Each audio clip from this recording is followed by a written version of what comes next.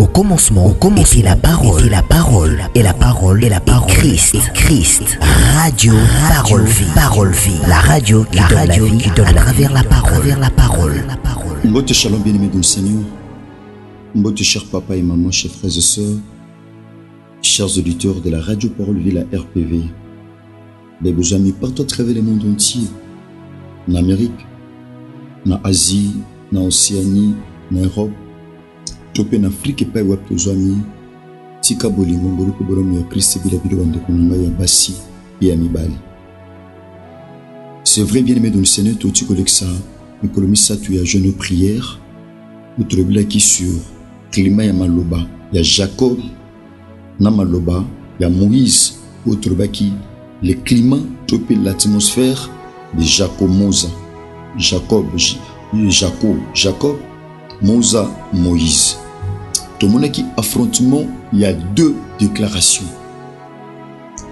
Merci pour notre témoignage de notre aujourd'hui. Vous pouvez commenter dans les commentaires, dans différentes chaînes de YouTube, dans TikTok, topé na WhatsApp. Que le Jésus Christ en Nazareth, à Salabinongolo Pebolam. Merci. Bande konanga basipe amibali. Tous en amilulu monene na église na biso pa iwapi to kambami pa tata na Jean-Paul Mayata, pasteur de la foi. Nous en a 3 matins, il y a le sambo au mama likambozali tangu na bungisi elambana na mokano ya kokoka ya nzambe. Tubandaki lobi lundi, le mardi tozana à partir à 7h kinongonga, il y a 10h. Bon lobi mercredi et côté le sambo na biso ya combat pe ya délivrance de la famille ko banangonga 7h kinongonga, il y a 11h.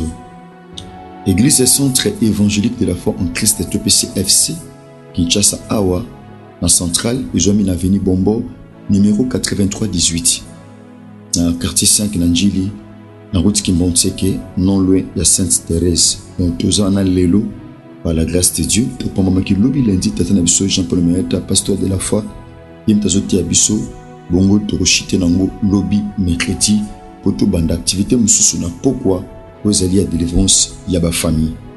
Bien-aimé dans le Seigneur kola kansabino bande konanga basipe amibali.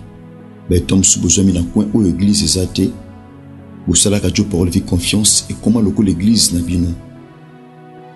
Collé sous Christ en Nazareth à Kanisabino, à Salabino Ngolo, P. Bolam. Merci bien-aimé, tout autant à directement ma commune en Zambé. Tout ça na épître à Colossiens, chapitre 1er, verset 12 à 13. La Bible dit ceci: rendez grâce au Père qui vous a rendu capable d'avoir part à l'héritage des saints dans la lumière, qui nous a délivrés de la puissance des ténèbres et nous a transportés dans le royaume du Fils de son amour, en qui nous avons la rédemption, la rémission de péché. Tous bien-aimés de le Seigneur, Mukanda, dans les Actes des Apôtres, chapitre 20, tout bandit dans verset 7, dans verset 8, la Bible dit ceci: le premier jour de la semaine, nous étions réunis pour rompre les pains. Paul, qui devait partir le lendemain, s'entretenait avec les disciples et il prolongea son discours jusqu'à minuit. Il y avait beaucoup de lampes dans la chambre haute où nous étions assemblés. Or, un jeune homme nommé Eutychus, qui était assis sur les fenêtres, s'endormit profondément pendant le long discours de Paul. Entraîné par le sommeil, il tomba du 3e étage en bas et il fut relevé mort. Olo pambola iloba otata. Mulio mosanto pesa biso boanya, pesa biso maele pe bososoli. Poteto sosola makomina yo temina maboko bato. Mulio mosanto pesa biso maele. Auto-interpréter fidèlement le Seigneur me dit mon sang tout est comme maman. Comment les Écritures tuent, mais c'est l'Esprit qui vivifie. Tout simcitant où on traite sentiments Yahweh, na kombono Yesu Masia Nazareth nzambo longa liwa, ndeto bonde na kondima peto lobi. Amen. Merci bande konanga basipe amibali. Chers frères et sœurs, chers bien-aimés du Seigneur, l'entama lecture auto-sali par la grâce de Dieu. Le gars qui bien-aimé du Seigneur, toye kola maloba na nzambe kola ntsama position où isengeli tozo liboso na nzambe. la position d'un chrétien. Position ya mutu oyo azobika kati na Yesu Masiya Nazareti. Position ya mutu oyo andimili Christ na bomoi na ye, Seigneur et Sauveur. Bien-aimé dans le Seigneur, lorsqu'on parle de la position, tu vas trouver la position. Position influence à la situation. Ils ont battu position na ye. Ils ont pris ça une changement de la situation et salim. La position influence à la situation. Voilà pourquoi il y a une citation publique, pas biblique. Ils ont une situation qui change ta position et Christ changera ta situation. Ils ont une pour sa situation a échangé. Allons na chômage, allons na péché, allons na maladie, allons na humiliation, topé limitation. Ils ont soucié mon thème na ye. Mais ils ont changé position te. Ils ont na position. Ou azanango wana ozo fungola ba porte pour situation échanger te. Bien-aimé dans le Seigneur, simbanga mana mon frère ma sœur, de kokati pongi na butu tope na tongo lelo. Position na yo yango ko talisa o singili ozala lobby, position ozala ngo lelo. Position ki kozala malamu, ko ki pe kozala mabe.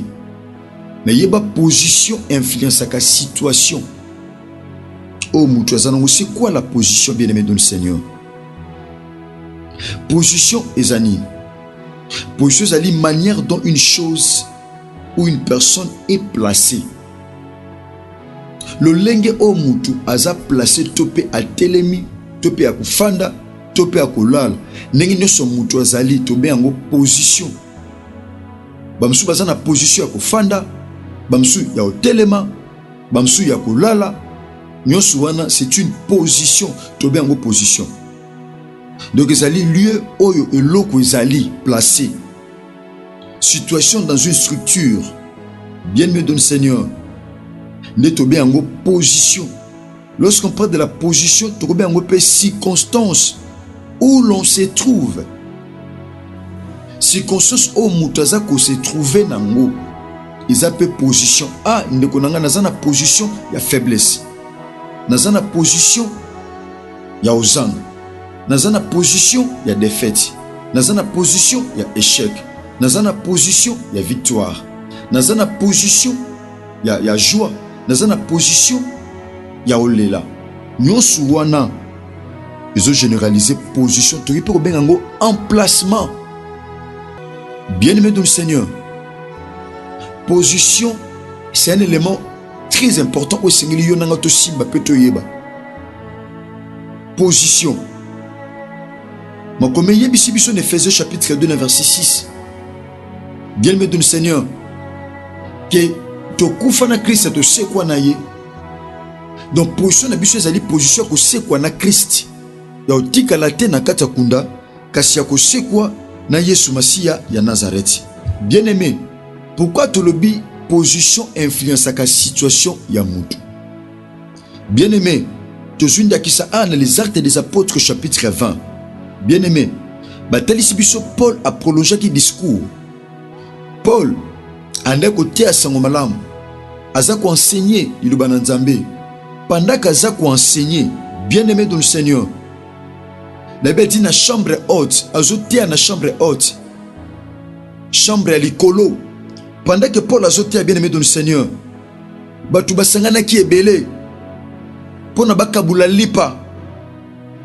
Bien-aimé dans le Seigneur, pendant que Batouba Zake belé, ma comme le mine des ala qui est belé, paix Batouba Sangana qui. Mais, pendant que Paul a zoté à son malam, il y avait un jeune homme, Ozaki na position, il y a malam te.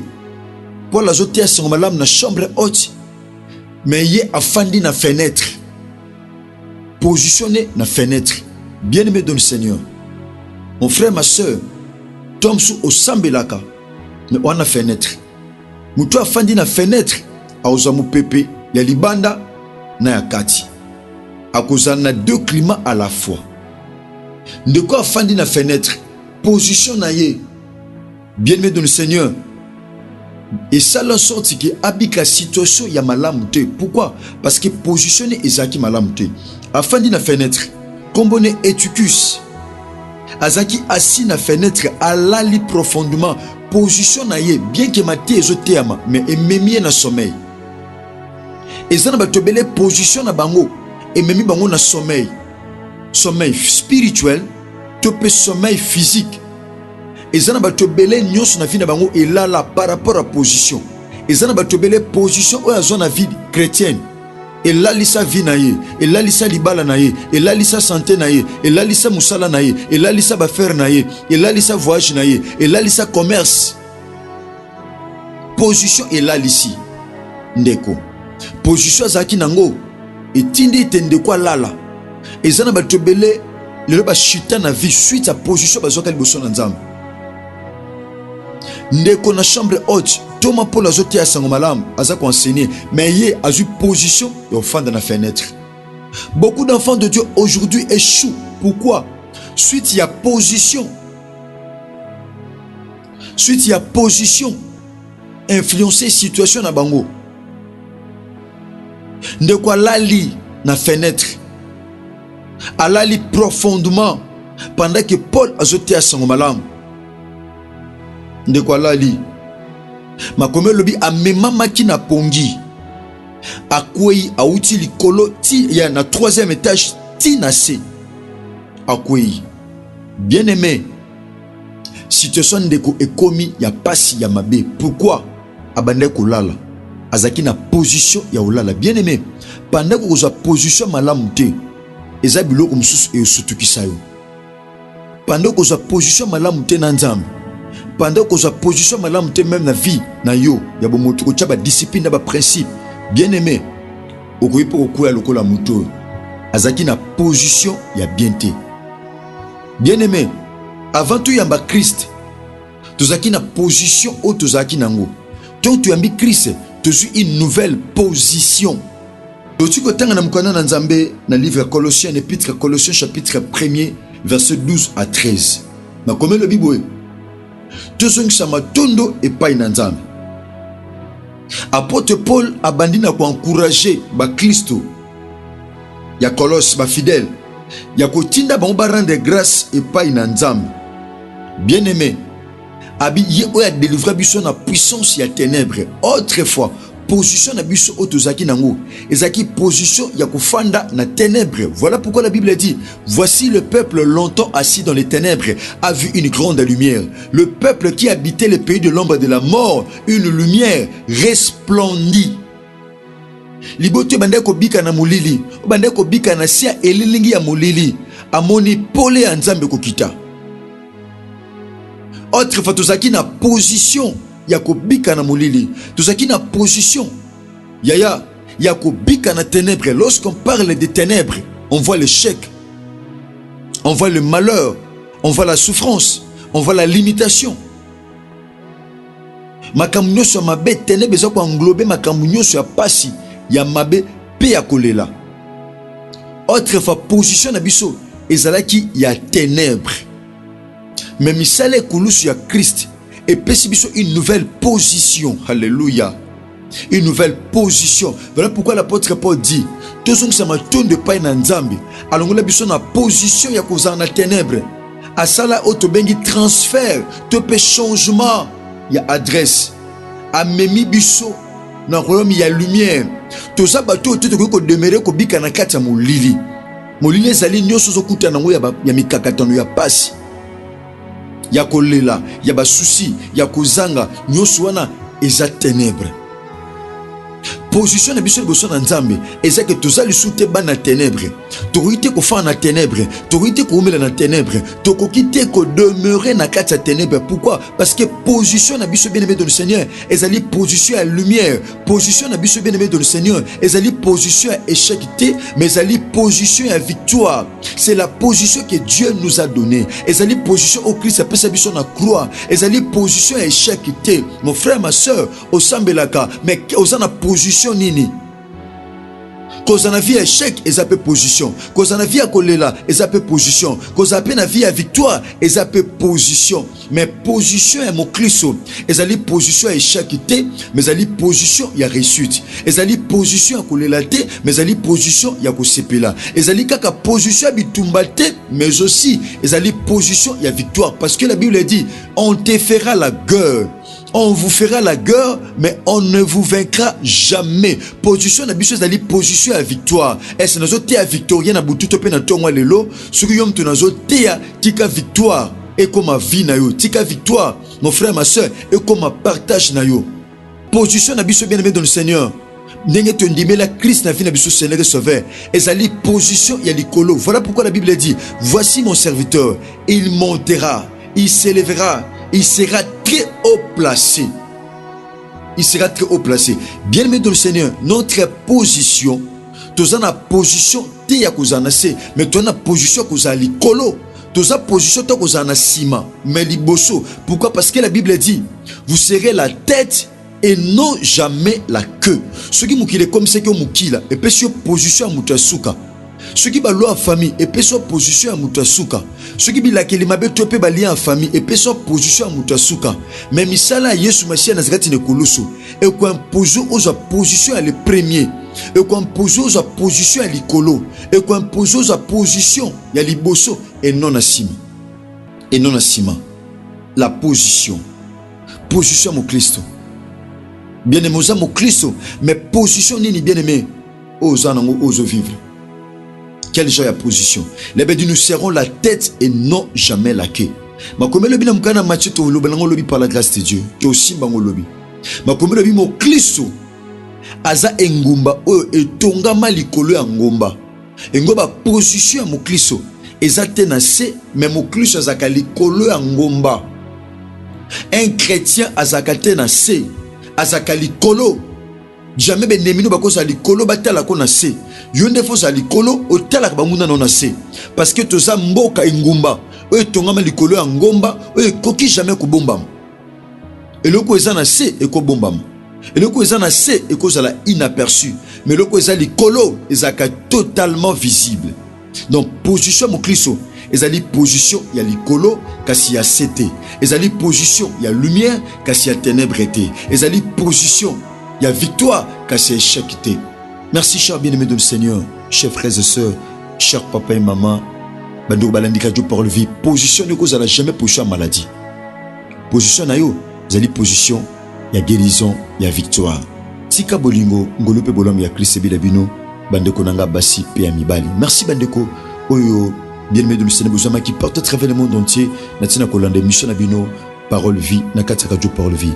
Merci. Ndeko si même un message oyo ko yipe ko zo yango o partageons pas bande comme mususu eza na WhatsApp, eza na YouTube, topé na TikTok. Merci. Numéro contact zali plus 243 89 75 70 917. Merci Nandeko Res Kangibulo RK Pro TV. Bo s'abonner bandeko nanga mibali pe abasi. Merci na ingénieur Chris Kundenga Enoch DG. Merci de chaîne, merci de bande Konyoso, merci na David pour toute télévision, Chiffre 9 télévision, DLF TV 2, merci bande Konyoso, celui Christ à maison milité, na bandu Tokutan Bongo Lobby, na numéro à Sika. Sinon, que Jésus-Christ de Nazareth vous bénisse. Au commencement était la parole, et la parole, et la parole, et la parole, Christ, radio, parole vie, la radio qui donne à travers la parole.